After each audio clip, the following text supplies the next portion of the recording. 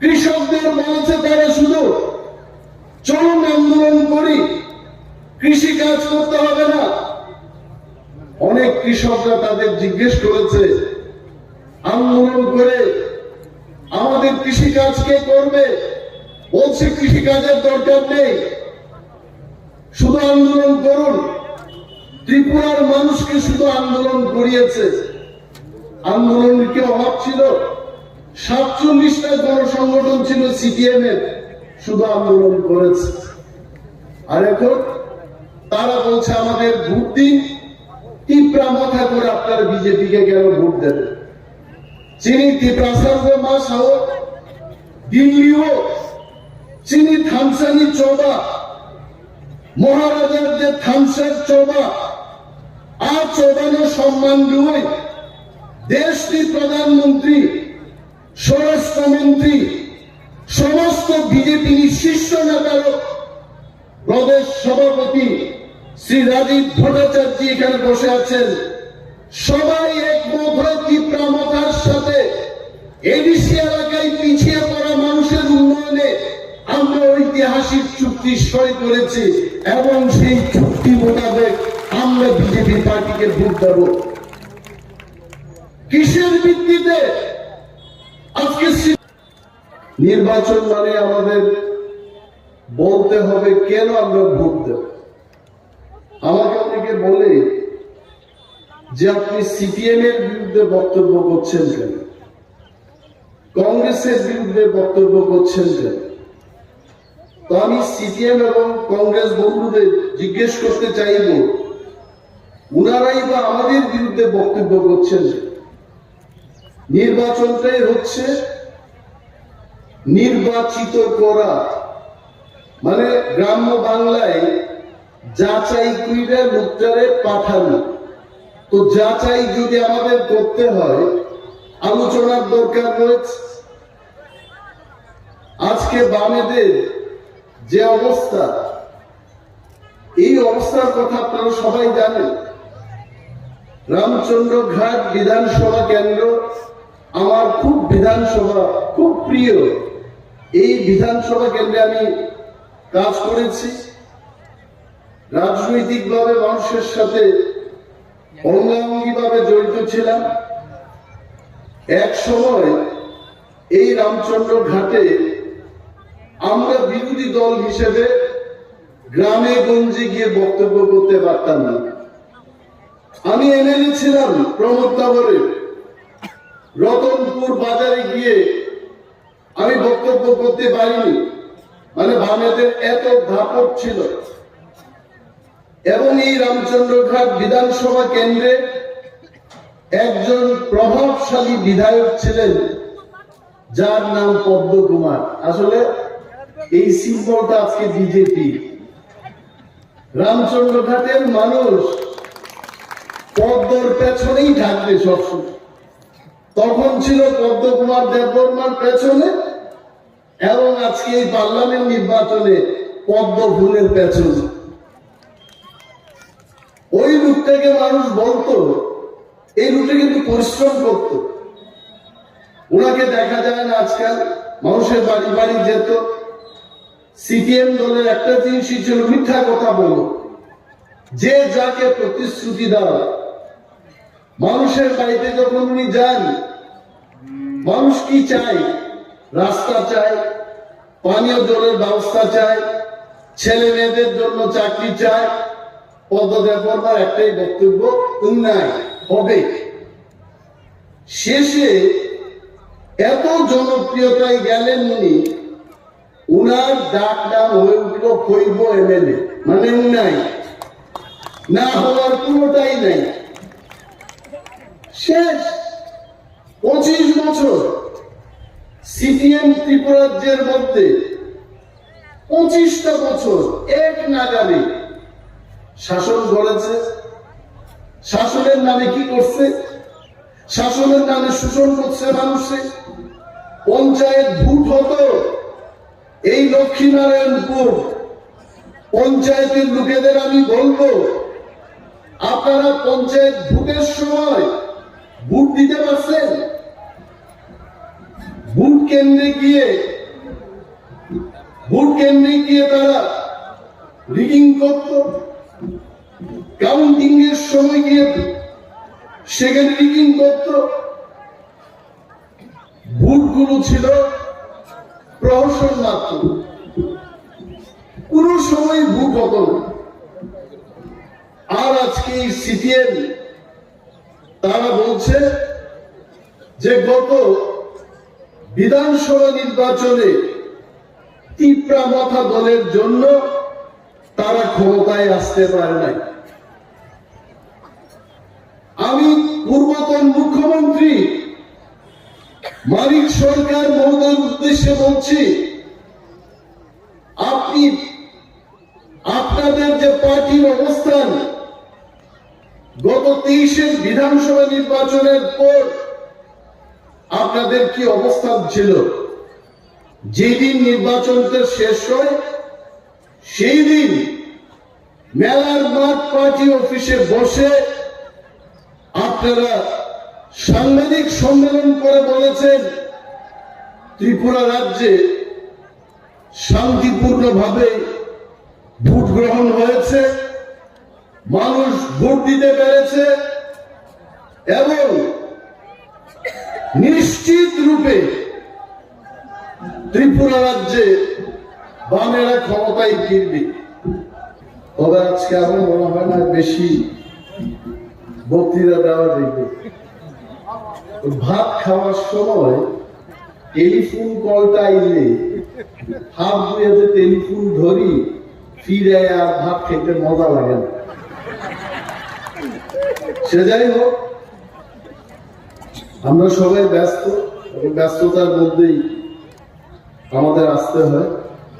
তো আমি বলছিলাম, যেদিন নির্বাচনটা শেষ হয় সেই দিন কিন্তু সিপিএম সাংবাদিক সম্মেলন করে বলেছে যে আমরা পুনরায় ক্ষমতায় ফিরছি এবং একক সংখ্যাগরিষ্ঠতা নিয়ে ত্রিপুরায় আমরা মন্ত্রিসভা গঠন করব। কংগ্রেস সিপিএম এর এলাই পার্টনার ছিল, কংগ্রেসের আর নাম নেই নাই, তারা বলেছে একক সংখ্যাগরিষ্ঠতা লাভ করে কমিউনিস্ট পার্টির সরকার ত্রিপুরা রাজ্যে হবে এবং রাজ্যের অনেক জায়গায় কর্মচারী সমন্বয় কমিটি, সিপিএম এর যে কর্মচারী সংগঠন, তারা চাঁদা তুলতে শুরু করেছে। বলছে যে নির্বাচনের রেজাল্ট যেই দিন বেরোবে সেই দিন আমাদের বিজয় মিছিল করতে হবে, আমরা চাঁদা তুলছি।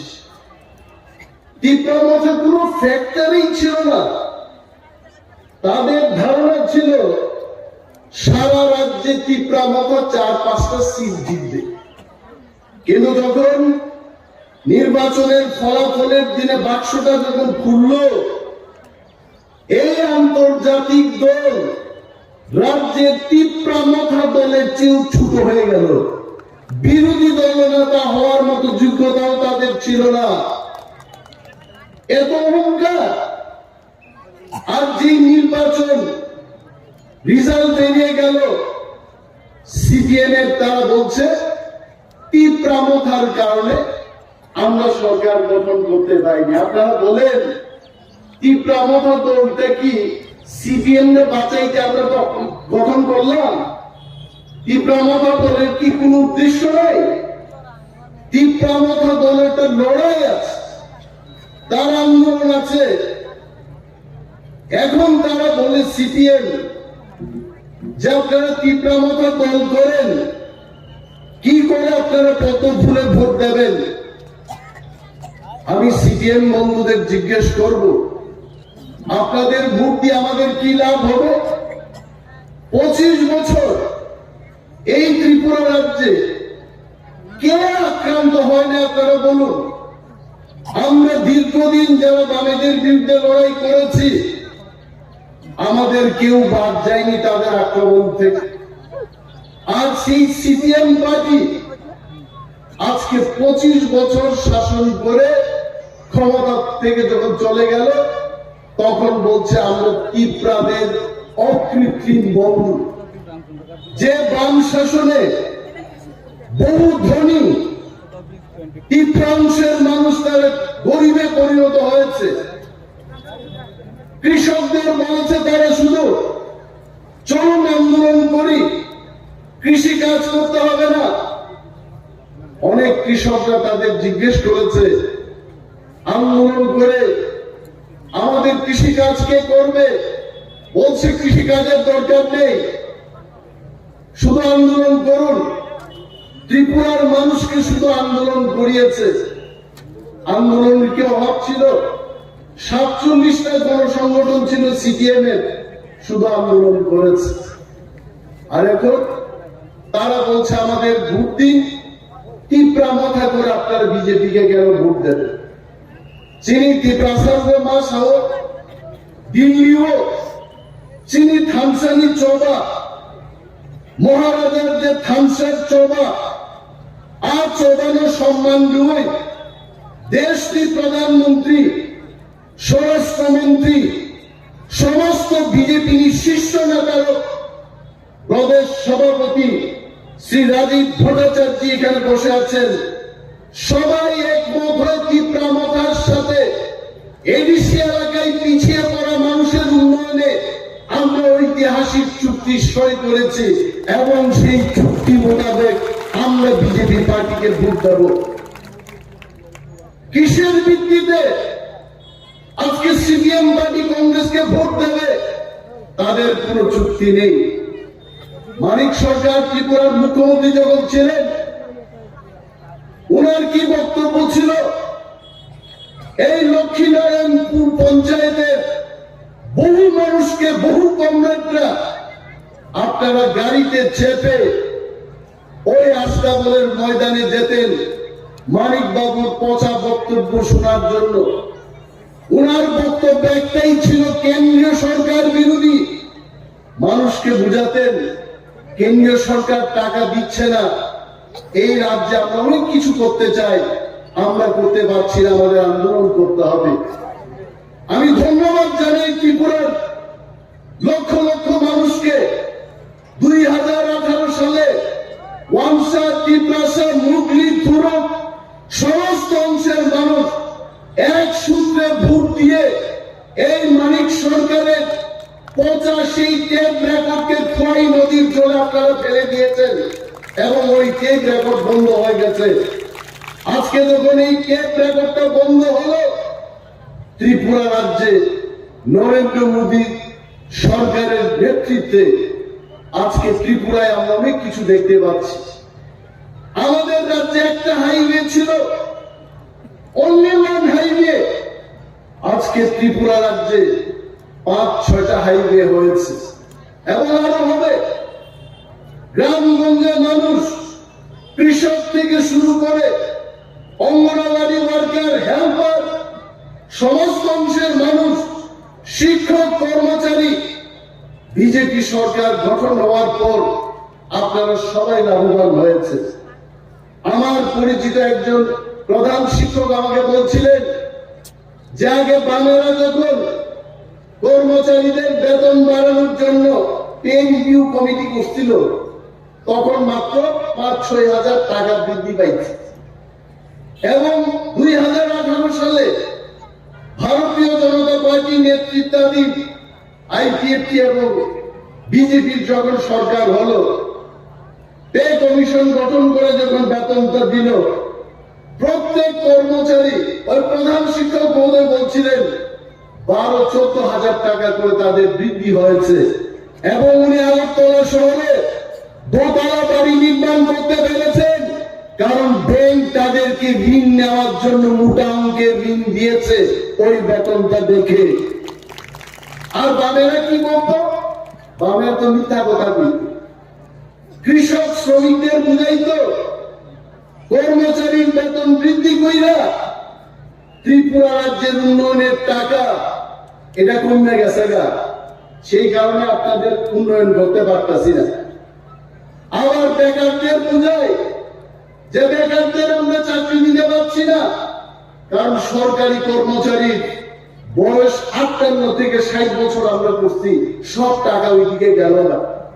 আরো মিথ্যা কথা কইতো, উপজাতিদের কইতো বাংলাদেশ থেকে বাঙালিরা আইতে আইতে আজকে উপজাতিরা আপনাদের অস্তিত্ব সংকটে, আর বাঙালিদের বুঝাইতো ট্রাইবেলদের জন্য রিজার্ভেশন রেখা বাঙালিদের চাকরি হইতেছে না, মানে দ্বন্দ্ব লাগানো।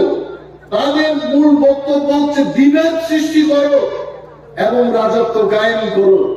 আপনারা আপনাদের স্মরণ করিয়ে দিচ্ছি, বামেরা যখনই ত্রিপুরার যে সরকারের ছিল, তিপ্রাসা এবং ওয়াংসার মধ্যে সমস্ত অংশের মানুষের মধ্যে একটা বিভেদ সৃষ্টি করে রাখত। এসসি এসটিদের বিরুদ্ধে জেনারেল অংশের মানুষকে খেপিয়ে দিত, জেনারেলদের আবার আমাদের বিরুদ্ধে খেপিয়ে তারা বলতো তোমার সুযোগটা সে খাচ্ছে। এই ছিল বামেদের নীতি। এরা কিছু করেছে? কিন্তু ভারতীয় জনতা পার্টির ত্রিপুরার সরকার এবং কেন্দ্রের ভারতীয় জনতা পার্টির কেন্দ্রীয় সরকার এবং ত্রিপ্রামথার যে দাবি, উপজাতি এবং ত্রিপ্রাসাদের অস্তিত্ব সংকটে জেনে সেই ঐতিহাসিক চুক্তি আমরা স্বাক্ষর করেছি দিল্লিতে, পদক্ষেপ নেওয়া হয়েছে। আমাদেরা শুধু কইতো তোমার শেষ, অমকের শেষ, পদক্ষেপ কিছুই নিত বহু কিছু। এই রাজ্যের মধ্যে আপনারা ভাবুন, 25 বছর তাদের সরকার, তার আগে 10 বছর, এত সময় কমরেডদের পাঠালে কোন জায়গায় আমরা বক্তৃতা করতে পারতাম না। থানা বাবু, বিডিও সাহেব, এসডিএম সমস্ত তাদের চিহ্নিত করা লোক তারা বসিয়ে রাখতো, আমাদের কথা বলার কোনো জায়গা নাই। আজকে আমরা গর্বের সাথে বলতে পারি যে ওয়াংসা, তিপ্রাসার সমস্ত অংশের মানুষ স্বাধীন ভারতবর্ষে বুক ফুলিয়ে আমরা আজকে বাঁচতে পারি এই ত্রিপুরাজ্যে, যার মতো অধিকার নিয়ে আমরা থাকবো। এইটাই তো শ্রেষ্ঠ ভারত, এক ভারত, এইটাই তো শ্রেষ্ঠ ত্রিপুরার কথা। এই যে প্রতিশ্রুতি, মোদিজি কি বলে, মোদি হ্যাঁ তো মুমকিন হ্যাঁ, মোদি হ্যাঁ তো মুমকিন হবে না। মোদি যে আমার মনে আছে 2014 সালে যখন ক্ষমতায় ঠিক আসার আগে উনি বক্তৃতা করতেন, ভারতের কোনায় সমস্ত অংশের মানুষের সাথে দেখা করে তাদের সমস্যাগুলো উনি তুলে ধরেছেন এবং উনি কথা দিয়েছিলেন আমি মানুষের ঘরে ঘরে কেন্দ্রীয় সরকারের প্রকল্পগুলো আমি নিয়ে যাব এবং সুশাসন গড়ে তুলব। এবং তার নিরিখে আজকে যে সমস্ত স্কিমগুলো হচ্ছে, কে সেই সুযোগ পাচ্ছে না? কৃষক, গর্ভবতী মহিলারা, সাধারণ যুববন্ধু যার ব্যবসা করতে চায়, স্টার্ট আপ কোম্পানি, সমস্ত কিছু সুযোগ সুবিধা ভারতবর্ষে শুরু হয়েছে। এবং এইবার মোদীজি বলছেন যে আমাদের টার্গেট 2047 সালকে দেখুন, 1 বছর 2 বছর দেখলে হবে না, ভারতবর্ষকে পৃথিবীর শ্রেষ্ঠতম দেশ করতে হবে এবং 2047-এর দিকে আমাদের দেখতে হবে। আমি যদি ভুল না বলি, কেন বলছেন? মোদীজি বলছেন আপকি বার 400 পার, এটা সাধারণ মানের কথা না, এইবার 400 পেরিয়ে যাবে, বামেদের কোথাও স্থান থাকবে না। আমার এটা আমি সবসময় করি। এরা যে চিল্লায় বক্তৃতা করতেছে, কয়েকদিন আগে আমি শুনলাম চিল্লাইতে ফাইনাল বাইরেই গেছে, চিল্লাইতে কইতাছে আমরা ইন্ডিয়া মহাজোট, আমরা 350 সিট নিয়ে আবার ক্ষমতায় জড়ব। আমি কই ভারতবর্ষটা কি চীন, রাশিয়া টাশিয়া নিয়ে ঘুরতে, এতগুলো সিট আইব কই? বিজেপির সরকার রাজস্থানে, মধ্যপ্রদেশে, ছত্তিশগড়ে, মহারাষ্ট্রে বিজেপি আলাই সরকার, বিহারে বিজেপির আলাই সরকার, সারা ভারতবর্ষে পদ্ম ফুলই পদ্ম ফুল। অবশ্য আনারসের কথা আমার কইব আনারস বুঝলে গেছে গা, বলছি না আমরা বিজেপির ফ্ল্যাটে ঢুকে গেছো গা। আমরা এখানে বিজেপির রাজ্য সভাপতি রাজীব ভট্টাচার্য মহোদয় আছেন। পেট কাইতে দেখলে দেখবো কেউ কি প্রমাণটা তুলছে তার পেটে। আমার পেটেও কোনো বিজেপি ঢুকে নাই। এখানে বক্তব্য করতেছে বিজেপির পেটে ঢুকে এসে তীব্রামথা। আমরা তীব্রামথায় আছি এবং তীব্রামথায় থাকবো, কিন্তু বিজেপির বন্ধু হয়ে আমরা থাকবো। আমরা একসঙ্গে লড়াই করবো। আর এরা কি কই 350 সিট আইব, আমি কই থেকে আইব? আমার এক জামাই বাবু, উনি এখনো সিপিএম এর রাজ্য স্তরের নেতা। জিগাইলাম জামাই বাবু, ত্রিপুরার 2টা সিটের মধ্যে কোন সিটটা আপনারা জিতবেন? ওই যে এখানে আমরা জিততাম না, এখানে জিতত না। পশ্চিমবঙ্গে 42টা সিট, তার মধ্যে আপনারা কয়টা সিটে জিতবেন? 3-4টা সিটে তো আমরা জিতব। ঠিক আছে, আর সিপিএম কই আছে? দূরবীন দিয়া তো দেখতেইব কেরালা রাজ্যে সিপিএম আছে, কয়টা সিট পাইবেন? 5-6টা পাবেন। তো এই 4 আর 6 10টা সিট নিয়ে 350 সিট নিয়ে এই ভারতবর্ষের মধ্যে মিথ্যা কথা। এইবার ত্রিপুরা রাজ্যের 2টা সিটি নর্থ ইস্টের মধ্যে লক্ষ লক্ষ ভোটের ব্যবধানে আমরা আমাদের বিরোধী দলকে পরাস্ত করে মোদীজিকে আমরা উপহার দেব তর তাজা 2টা এমপি। এবং শ্রেষ্ঠ ভারত, এক ভারত গঠনে আমরা ত্রিপুরার মানুষ, আইপিএফটি, তীব্রামথা, বিজেপি, আমরা নরেন্দ্র মোদীজিকে এবার উপহার দেব। আজকে কংগ্রেস এবং সিপিএম আসলে এটি কি জানেননি? এইখানে মনোজের দোকানের দিকে আমি দেখলাম না, বাগান বাজারে দেখলাম গাড়ির একটা গ্যারেজ আছে। পুরনো গ্যারেজে গাড়ি নিয়ে গেলেও কিন্তু এটার মধ্যে আর মেরামত হয় না, কারণ পার্টস নাই। ওই যে ডিমনিটাইজেশন হয়েছিল, 1000 টাকা 500 টাকার নোট সব এটা অচল ঘোষণা। সিপিএম পার্টি আর কংগ্রেস পার্টিও অচল নোটের মতো। এটা দেখতে খুব ভালো লাগে অনেক সময়, কিন্তু এটা বাজারে চলে না। এই অচল নোট নিয়ে ঘুরতেছে সাম্যবাদ। আপনারা জানেন কমিউনিস্ট পার্টির উদ্দেশ্য ছিল সাম্যবাদ। 176 বছর আগে কার্ল মার্কস আর ফ্রেডরিক এঙ্গেলস সৃষ্টি করছিল কমিউনিস্ট পার্টি। ভারতবর্ষে 99 বছর চলে তাদের আন্দোলন, সাম্যবাদ আনবো। আর আমাদের ত্রিপুরায় 79 বছর আইসে সাম্যবাদ, কখনোই আইত না। আর এরা এখন বলে আমরা সরকারে ফিরবো, সারা ভারতবর্ষের 545টা সিটের মধ্যে 10টা সিট নিয়ে। এটা হয় গণতন্ত্রে? এটা সম্ভব?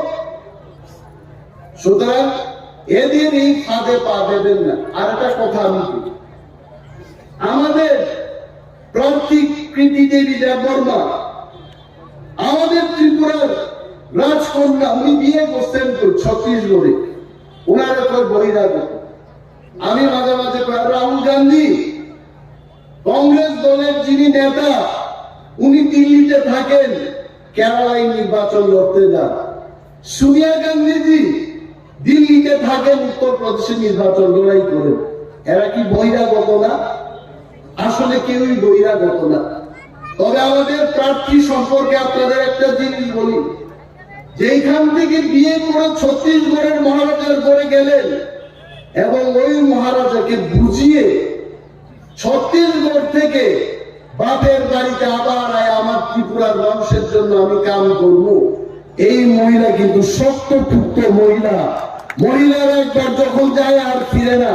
এই মহিলা কিন্তু ফিরাইছে আমার বাপের বাড়িতে, আমার ত্রিপুরার মানুষের জন্য আমি কাজ করব। এই শক্ত মহিলাকে আমরা কেন ভোট দেব না? আমরা কি এই এদের বামেদের এইদিকে দাঁড়াইতে একজন ভদ্রলোক, আর পূর্ব ত্রিপুরায় দাঁড়াইছেন আর এক ভদ্রলোক। সমানে সমানে ভাগ কিনে নিচ্ছে, কয় তুমি একটা লাড্ডু খাও, আমি একটা লাড্ডু খাবো, কিন্তু লাড্ডুই খাইব ভাই, ভোট এখানে হবে না। কারণ মানুষ মোদিজির শ্রেষ্ঠ ভারত, এক ভারত এবং ত্রিপুরার উন্নয়নের জন্য মানুষ ভোট দেবে। পদ্ম ফুল চিহ্নে যেন আপনারা ভোট দেন। বিশেষভাবে যিনি ত্রিপ্রাসারক, যারা ত্রিপুরা মাথা খাই নাই, অর মিটিংও ভাই অনেক বড়, তো ত্রিপুরা মাথা খাই সাংঘাতিক ভাবে খাই, ভোটি দিন খাই বড় আমরা শহরে ঢুকুঙ্গা আই আই, তারপরে আনারস চিনিয়া।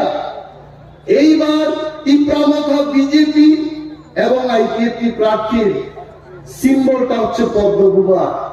আমার বিভিন্ন স্লোগান মার নাই, বুট নাই, বড় পদ্মগুবার কোন প্রক্রিয়া মা বোনেরা কইতাছে নরেন্দ্র মোদীজির নেতৃত্বে আবার বিজেপির সরকার আইতাছে।